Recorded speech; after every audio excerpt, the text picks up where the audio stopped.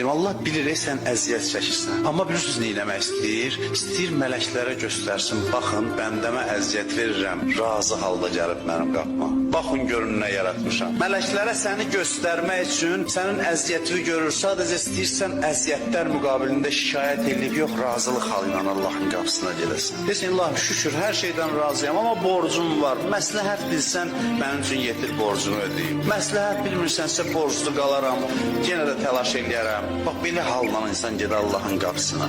İmam Həsən əleyhissalamın sözüdür, kim razı halda Allahın qapısına gedirsə, mən İmam Həsən zəmanət verirəm duasının qəbuluna. Duası qəbul olar. Allah halın müştərisidir. Verib verməmək asan məsələdir, bunu yadda sal. Bir dənə bilin ki, kimin huzurundasınız da hər şeyin xəzinəsi onun əlindədir. Niyə verməsin? Niyə verməsin? Halı istəyir, halın müştərisidir. Halı yaratmaq üçün məhrum eləyir səni. Məhrum eləyir ki, nəhayət ki, sən bu halı yaradıb özün xoşbəxt olasan. Sənin əsirgəmək üçün yaratmayıb ki, onsuz da yeri göyü sənin ixtiyarında qoyur.